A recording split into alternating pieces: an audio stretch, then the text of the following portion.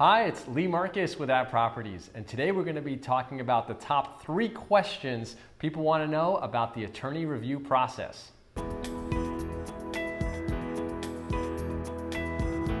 All right, so today I'm here with Aaron Minkus from Aaron Minkus Law. He's a real estate attorney. And Aaron, what's the number one question people ask you about the attorney review process? Well, first they would ask what it is. Yeah. So in the contract, there's something called an attorney review, and there's an inspection period. Usually they run with each other.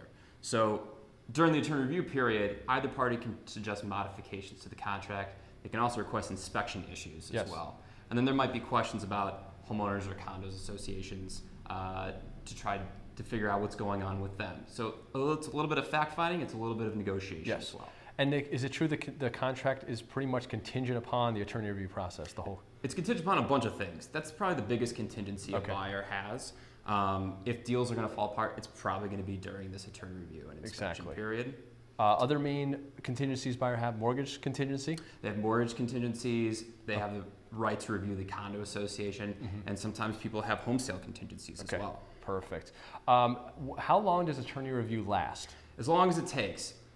There's usually a 5 business day attorney review period for the buyer or one party to start the conversation, and then attorneys are going to extend that out until parties come to a meeting of the minds. But ideally for sellers, you're going to want it to be as quick as possible. Right, but it's not finished until both parties agree. It's not finished until both parties agree. Okay, when is the earnest money due?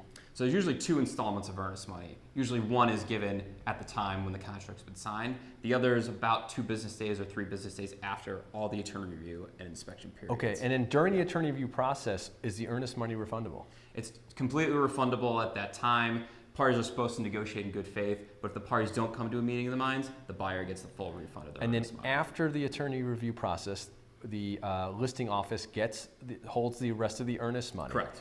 Now, is it still refundable at that point? It can be refundable if the other contingencies fall into place. So if the mortgage contingency is probably the biggest one, if the buyer gets denied the financing before the deadline that's in the contract, and we'll make sure we know what that is, then the earnest money is refundable there. Okay, perfect. I get the question sometimes, do I really need an attorney? Absolutely. You should have an attorney. Attorneys are usually in Chicagoland. If you go Southern Illinois, we don't necessarily exist. In other states, we don't necessarily exist. But you need an attorney to review the contract and kind of help you guide along the way. How much do you cost? It's a pretty low flat fee. It depends on the situation. Generally, it's about $600. So $600, and it's not paid unless the deal closes, correct? Usually attorneys charge that way. That's how we do it in our office. Unless we close, you owe us nothing. So it should be basically the lowest cost attorney service they ever have. Drop in the bucket. Okay, all right, perfect. So if you have any questions about the attorney review process, please reach out and ask.